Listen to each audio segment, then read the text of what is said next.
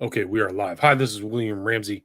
Welcome to William Ramsey Investigates. On today's show, I have a very special guest, a returning guest. His name is Ron Chepesiuk. His last name is spelled Chepesiuk.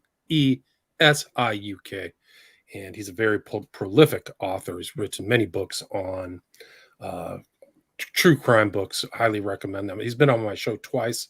We did a fascinating, really one of my favorite interviews, fascinating discussion about his book, The Real Mr. Big, How a Colombian Refugee Became the United Kingdom's Most Notorious Cocaine Kingpin. That was back in 2021 with Ron and Jesus Ruiz Henao. So that goes back to Colombia. And then we also did another show on his book, Black Caesar, The Rise and Disappearance of Frank Matthews, Kingpin. Both really interesting books. Read them both. But today we're going to reference a book he also wrote. Title of that one is about Carlos Lehder. Last name is spelled Lehder. Crazy Charlie, Revolutionary or Neo-Nazi. And he has some very fascinating things have happened with that book as far as a new show that came up called Paraiso, Paraiso Blanco. Paraíso Blanco. But Ron can talk more about that. So, Ron, welcome back to the show. You still there? Ron, anyway, Ron seems to have dropped off. So let me do some of the other books that he's done, that Ron has done. Superfly, The True Untold Story of Frank Lucas, American Gangster, Drug Lords, The Rise and Fall of the Cali Cartel, Sergeant Smack, The Legendary Lives and Times of Ike Atkinson, Traficantes, Godfathers from Tampa, Florida, The Mafia, the CIA, and JFK Assassination, and Gangsters of Harlem, the gritty underworld of New York City's most famous neighborhood. I'll put links to our old shows back onto this show so people can just kind of click through. But Ron, are you there? Yes, sir. Okay, cool. So for people who may not have heard our earlier shows, do you mind just kind of talking about your interest in Colombia and then writing this book, Crazy Charlie, and what it led to? Yeah, I was a freelance writer. 1987, I got invited on a press trip to Colombia. At that time, there was a big war going on between Escobar and the Colombian government, and it spawned the term narco-terrorism. But they thought they could have a tourist trade. So I was invited to come to Colombia by Avianca Airlines. And so I was on this press trip with about some other writers, and we went around the country. And on my last day, I got bumped off the plane for some reason. I missed the plane, and I met the woman that would become my wife. And I started a relationship with her, long distance. And I was getting assignments because Colombia was very hot at the time in the press because of all the drug trafficking that was going on. And so I kept going back and eventually got married. And then I was a university professor at the time. I got sabbatical and I spent a year in Colombia, and I started to research my book on the Cali Cartel, which became Drug Lords. And it's a definitive study of the Cali Cartel, which I think is the most powerful organized crime syndicate in history. And from there it led to other books, and then to Carlos Lehder about 5 or 6 years ago. I had been collecting stuff on him, and I had finished a book, and I needed to do another one because I like to keep busy. And so I decided to do the biography of Carlos Lehder. I met a gentleman named Carlos Toro, who was a boyhood friend of Lehder's. And he was on my radio show, Crime Beat with Ron Chepesiuk. And he served as a good source for the book. And I published it and didn't think too much about it. And then one day in early last year, I got an email from a vice president at Caracol TV, which is a big production company in Colombia, asking me about my Carlos Lehder book, and if the rights were available. And I said, sure, let's talk about it. So we talked about it, and they were really interested because they were doing a series on Carlos Lehder, which turned into this series here, Paraíso Blanco. And before I knew it, I signed a contract, and it worked out really well. I went to Colombia a couple of times. I was on the set.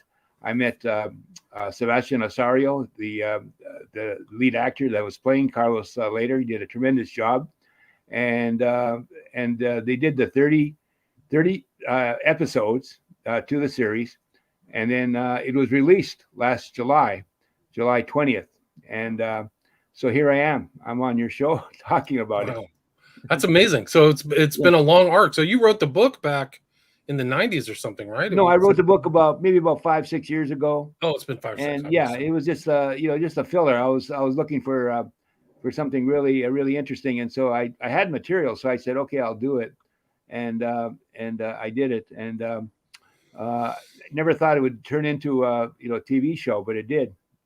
Right, and people can watch that. It's on VIX, right? I think Right, it's it's on VIX. VIX, which is the biggest Spanish language streaming service in the world, and I've got it here on my local cable network on that, and I've watched it. They released the first 15 episodes. It sounds misleading because they say that it seems like that's the series, but it's not, because there's still 15 more episodes to go, and they only cover one half of later story in the first 15 episodes. So there's going to be a second season down the road. Gotcha, cool. Well, I'm looking forward to that. People can watch Yeah. it subtitles in English, so people can access it. So it was really mostly shot in Colombia. Is that correct? Well, it was shot in New York, Colombia, in central, I think it was the Dominican Republic, and Colombia. Yeah, it was shot in various places, um, uh, on location on that. So it was a well done, well organized, a really efficient operation, and I have nothing but good to say about Caracol because they treated me well, paid me right on time. I didn't have to wait or anything, That's and good. the series went out. I was on the set. I watched episode 10.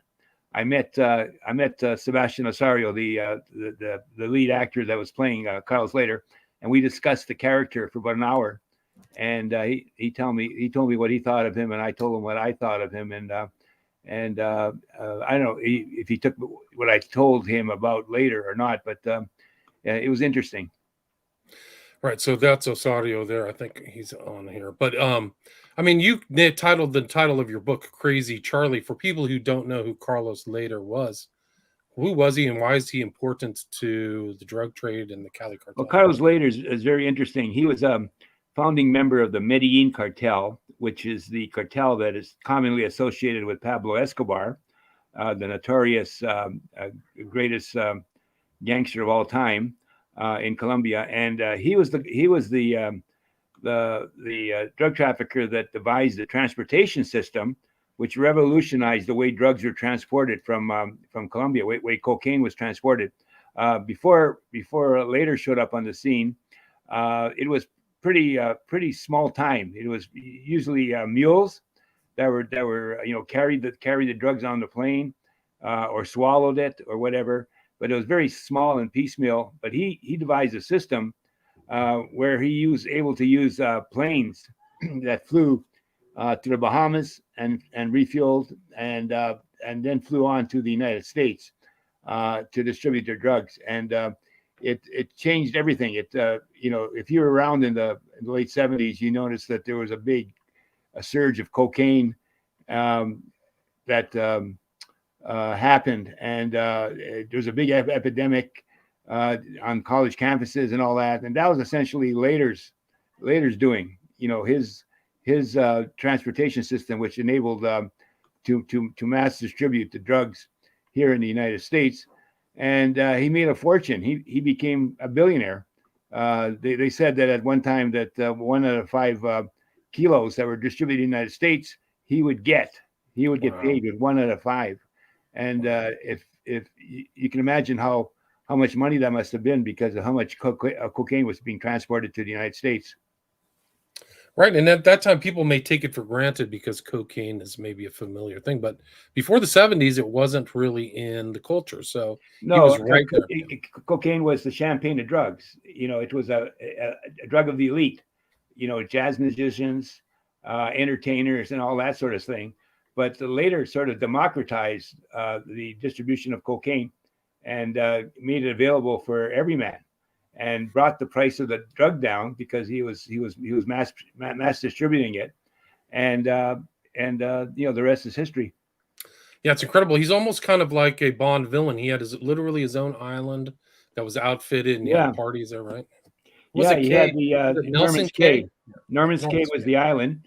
It was situated in the Bahamas. It was about 210 miles from the U.S. And there was about 100 people living on that island. It was very desolate, but he thought it'd be a good point to land planes which could go on to the United States. And so he cleared the island of the people. He scared them off, and he paved runways on the island and set up shop, and bribed the government, bribed the Bahamian government. Lyndon Pidling was the prime minister. He was corrupt. The U.S. was trying to get later kicked out of the Bahamas, but he was entrenched largely because of the corruption that entailed. Wow. Yeah. So he's like near Nassau, Freetown, Yeah, literally out in the middle of nowhere. It's yeah, pretty. yeah. But Wow. these planes would come in from Colombia carrying their drugs. They'd refuel, and then they'd fly on to the United States. And at that time, there was no terrorism. There wasn't no Al Qaeda or anything like that. So the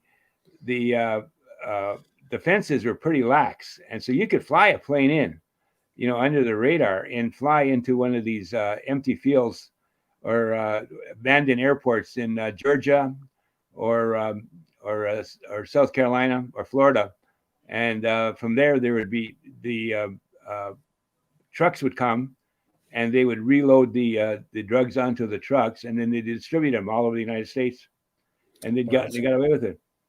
And he kind of had an early relationship with some guy people know. I think later met him in jail. This guy Young. Yeah, Yeah. George played an instrumental part. I've interviewed George a couple of times. He's dead now. He died not a little while ago, but he's the one that gave the idea to later to use planes because he was distributing before he got arrested and put in jail in Danbury. He was distributing marijuana in California, and he was using planes. And so later said, well, if you're going to use it for marijuana, which was big and bulky, why not use it for cocaine, which was much more profitable? And so he took his idea, and he worked with Later for a while, and eventually, Jung for a while, and then he eventually cut him out of the business. Yeah, Jung was very angry, and actually is featured. Johnny Depp played him in the movie Blow. Yeah. So it is an interesting. And The then movie Blow.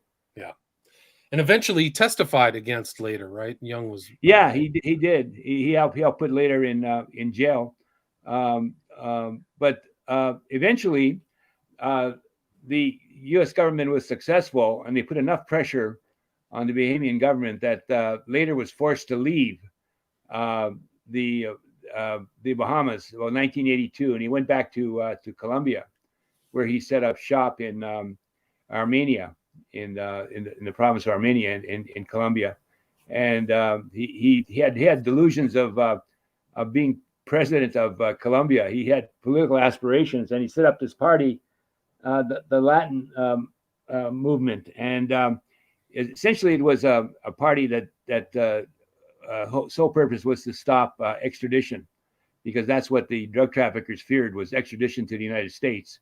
They could get away with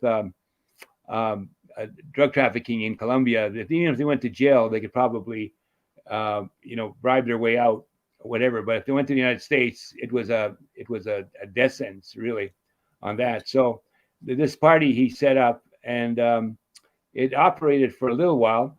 Everything was okay until they killed the justice minister, and that triggered the Colombian government to get really tough on the Colombian drug traffickers, and they fled the country. Later fled with Escobar and some of the other Medellin cartel members. They fled to Panama, where they stayed for a while, and then they got afraid that Noriega, General Noriega, who was running Panama at the time, was going to turn them in to the Colombian or to the U.S. authorities. So they left there, and they went to Nicaragua, where they operated a little while under the Sandinistas, and then they came back when everything cooled down. They came back to Colombia and continued operating. By then, Later's power had diminished, and he had essentially, you know, was almost was really ignored really as part of the drug trafficking operation on that. And later made him, or Escobar made him a bodyguard, and so he went back to work for Escobar, but he had a cocaine habit, a drug habit, and he was a little bit crazy. That's why he was nicknamed Crazy Charlie, because he was really unpredictable.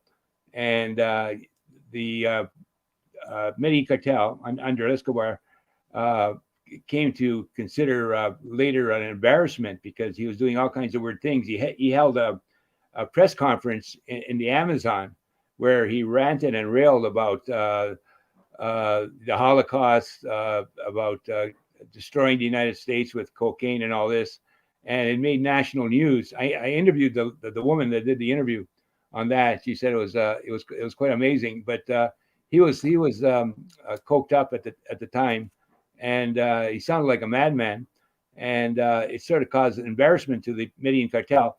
And soon after, later was arrested, and the suspicion was that Escobar set him up. He's the one that turned him in. It's never been proven, but I tend to believe it myself because he was such an embarrassment to the Medellin cartel and bringing so much attention to it that they decided to get rid of him. So he was at a party in the jungle, and he was arrested, and within 5 hours was put on a plane, and he was extradited to the United States, becoming the first big-time Colombian drug trafficker to be tried in the United States. Right, and he was strangely like a neo-Nazi too. He's half German. Yeah. Right? He had views of his father. His father Wilhelm was a German, and later was a Colombian German, and he eventually held a dual citizenship, German and Colombian. But his father came from Germany in 1928, and was a pretty prominent engineer. He helped build the highway system within Colombia, but he was also a rabid right wing, probably neo-Nazi, and he would have meetings at this hotel or hostel that he owned. And during the war, this is the Second World War, the U.S. Embassy was very suspicious of Wilhelm, and they monitored him because they thought he was connected to Adolf Hitler, and that he was somehow working for him on that. And nothing ever came out of that. But I think he had a profound influence on Carlos Later, because Later really disliked Jews, and he denied the Holocaust, which is of course absurd, and he came to dislike the United States very much. I think when he came to the United States, when his mother separated from her husband Wilhelm, when Later was 15, they came to the United States, and he had high aspirations when he came to the United States, but it didn't work out. I think he held that against the United States, and he came to have a virulent hatred of the United States. He was even reportedly putting the swastika on all of his kilo bags that were being sent to the United States. I think he commissioned like a bust of Hitler or a statue or something. Yeah. He had a bust of John Lennon, with a bullet hole in it. Wow. He was a big fan. He was a big fan of John Lennon, and he had this sculpture, in his yard, and it was John Lennon with a bullet hole in him. Wow, that's crazy. And so Later also he had a difficult relationship with Escobar, right? And so I think my understanding is he thought it was Escobar who ratted him out, right? Isn't that what you're saying? He's never really talked about it publicly, but I think that he had the same suspicion on that. And so when later came to the United States, he was incarcerated in Jacksonville, Florida, and he was the first big time um, trafficker to be extradited to the United States. And his trial was a real big sensation. It attracted a lot of attention. There was all kinds of guards because they thought that someone was going to try to spring later from jail, which didn't happen. And he got like life in prison plus 155 years. So, he was never going to get out. He ended up testifying against Noriega when Noriega was kidnapped out of Panama in '89. He was tried in '92 and later worked out an agreement with the government. And he thought he got screwed on the deal because he thought he was going to get his sentence reduced to life plus 30 years, which made him eligible for parole within a relatively reasonable period of time. But he got 55 years, which meant that it didn't matter. He was still going to serve the same amount of time. So he thought that he got screwed by the government, and he ranted. He threatened. He sent a letter to the judge that had ruled over his case, and they took that to be a threat. So he was picked up out of jail, where he was being stationed in Arizona, about '95, and whisked away, and he disappeared into the WITSEC program, which is the program for people, informants within the prison system, and they're kept separate and all that, and their identity is hidden and all that. And he disappeared for a long time, and there was all kinds of rumors circulating. One of the rumors was he was working for the CIA, and I got contacted by writers that wanted me to comment on it, and it was kind of crazy. And then he showed up in 2006 suing the government, claiming that they reneged on their deal to have him sent to Germany. And so time went on. About 2016, he appeared in the news again, and then about 2020, he was on a plane. He just released from jail, put on a plane, and he ended up in Germany. He was deported to Germany, where he had dual citizenship, Colombian and German citizenship. And that's where he is right now. He's reportedly sick. I tried to contact him. I'd done a screenplay on him, and then I sent him a copy of or my manager sent him a copy of the book, and to his lawyer in Miami, and his lawyer said he'd pass it on to Carlos, but I never heard anything more about him. I didn't hear anything from him about it. Right, he's 74 now, so he's he was born at 49. Yeah, 49. But it's also interesting. Like, he had billions of dollars. Like, did anybody trace his money or? Well, they say, because I've dealt with Jesus. You mentioned Jesus, who's the first $1 billion, and he didn't have any money because the government usually gets all of it. And I don't know about later though. He was pretty smart. He was reportedly worth a couple of $1 billion at one time. I don't think he's worth that now, but usually the government gets everything. They sort of intimidate their lawyers. The lawyers are the drug traffickers, and the lawyers usually handle the money, in the offshore banks like the Cayman Islands, and they intimidate them and get them to reveal the bank accounts and all that. So they usually get all the money on that. Ike Atkinson was another one that I did a book on, and he never had any money either. His lawyers turned over all the bank accounts that he had on that. But later's living in Germany. He showed up on a incredible broadcast in Colombia earlier this year. There was this woman who claimed that she had done a biography of Later, and she had his cooperation. And so she was on this Colombian podcast, and the host said, "Just a second here, we got Mr. Later on here," and Later Wow. came on and ranted and raved about she was lying. He had never done a book with her, all that sort of stuff, and that he was going to sue her and all that, and her book sort of disappeared after that. But he revealed on that show that he was working on a documentary on his life, and he couldn't see. He said he couldn't say anymore, but it was supposed to be coming out at the end of this year. Interesting.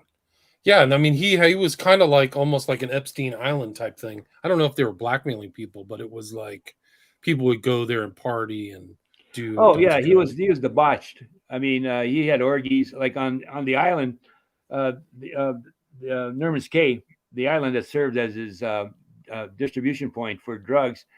He had these German women as bodyguards, and they would show up when guests flew in. They'd show up naked to the guests, Wow. that sort of stuff. And he had a lot of young girls and all that that showed up. He brought in, and there's a lot of drugs, and yeah, it was very hedonistic. Yeah, really remarkable. And so but he kind of like he also had relationships with distributors all throughout the US too. So it wasn't just the producers back in Colombia, right? He No, was, no, I yeah, mean, he had a distribution system um, uh, in the United States. He had people that handled the drugs. There were gangs, and drug traffickers that bought the drugs off of him. And you got to remember that drug trafficking is a huge business. It's a multinational business, and it takes a yeah. lot of brains to run a to run a drug trafficking syndicate. I mean, you figure how many people are involved. Um, you know, uh, Look at my friend Jesus, the Colombian I drug know, trafficker I in know. Great Britain. He had 20,000 people working for him in Colombia. Wow. He was sending money to. You can only send 500 pounds at a time, but he was sending it to them because you can imagine how much work is involved. Handling all that, right? Yeah, it's a And huge international business, billions and yeah, it billions and is. billions It's of an dollars. it's Yeah. a it's a multinational business. It's a Yeah. huge business. Escobar too. I mean, he was very bright the way he handled his organization, um, and yeah. So it's quite remarkable. Uh, Yeah.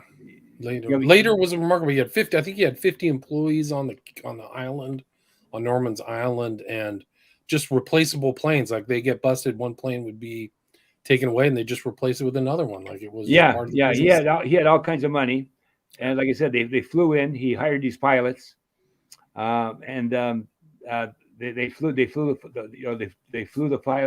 planes into the Norman's Cay. They refueled and fixed the planes, make sure that they could fly on, and then they make the rest of the journey, about 210 miles, which is not very far for a plane, and landed in these fields in Florida, Georgia, and South Carolina.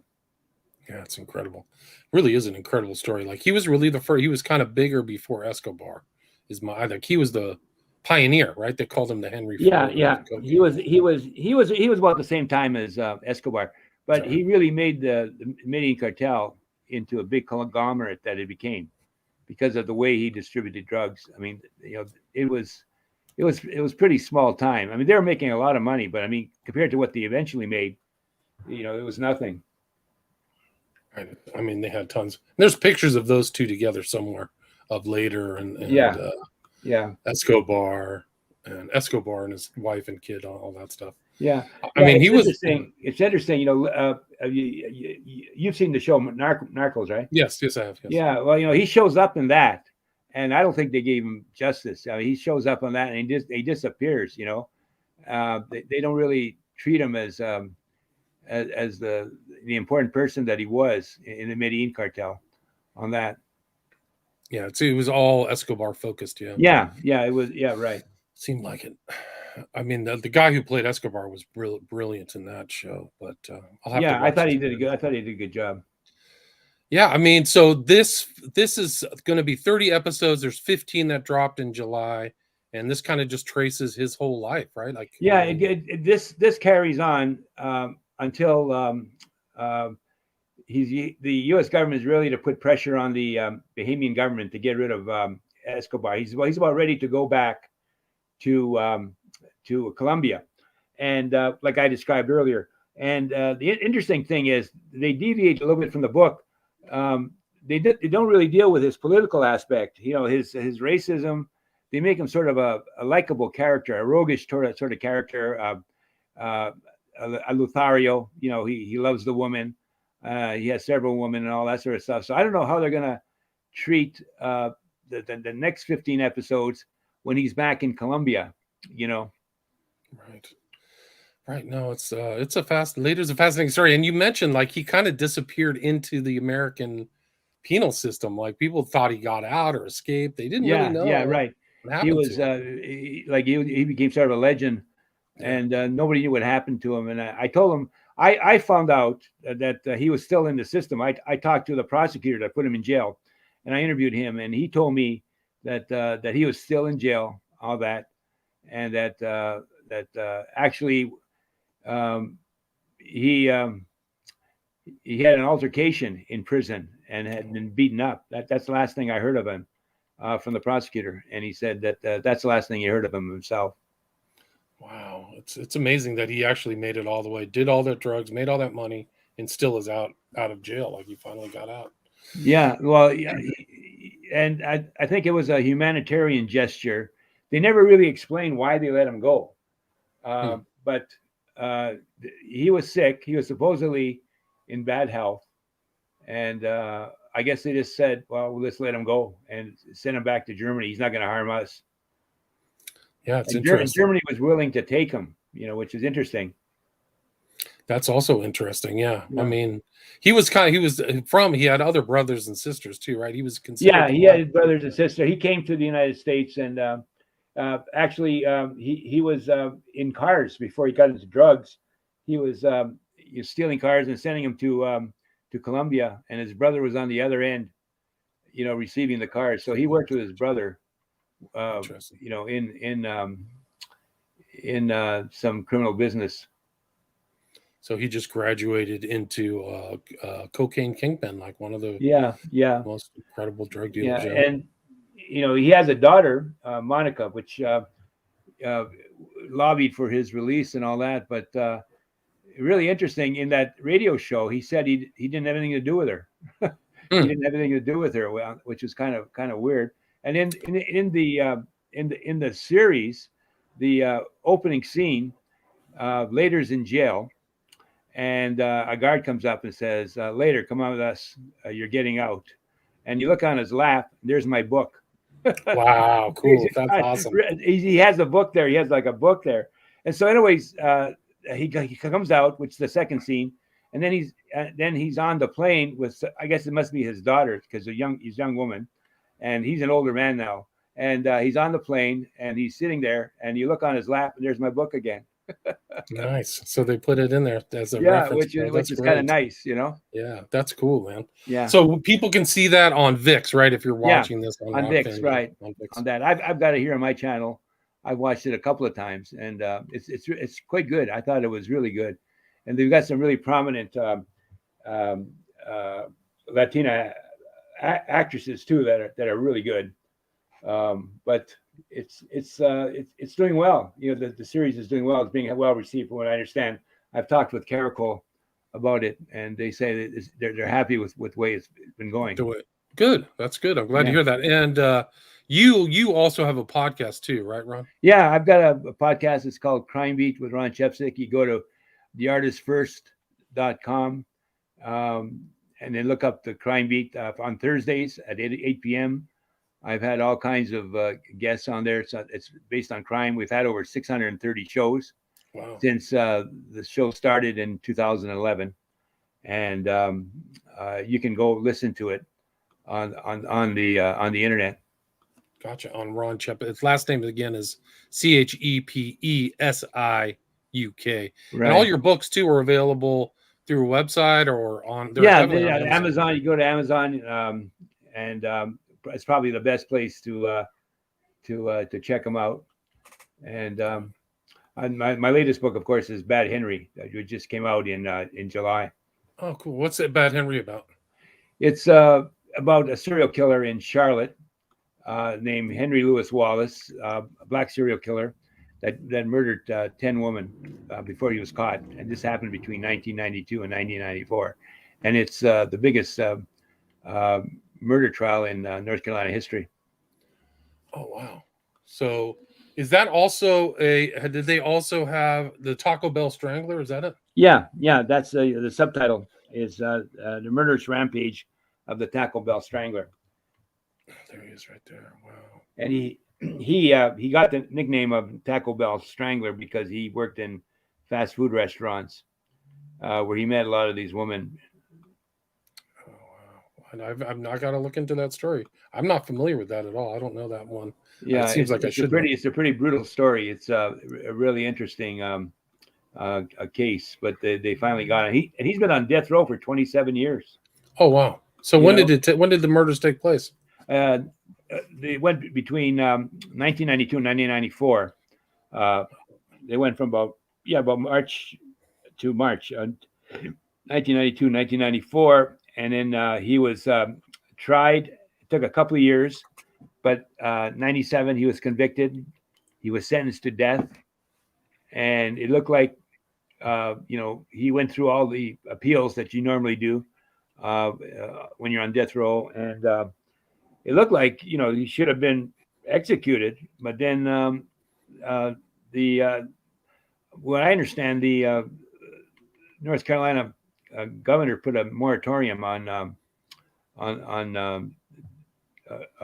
carrying out death sentences, and he's been on death row ever since. This is about 2005, so he's been on there, and nobody seems to know why he hasn't been executed. But he's still alive. Wow, I'll have to look into that story. And where's the best place for people to reach out to you if they want to follow up with you or ask questions or anything? You're on social media? Yeah, they could try me on Facebook. I'm very active on Facebook. I don't tweet or Instagram, but you can check me on Facebook. Friend me. Mention that you listen to the show because I get a lot of requests, and unless they're specifically stating that they know from somewhere, I don't really pay attention to them. Right. So you want, if they listen to this show, just let them know you listen to William Ramsey.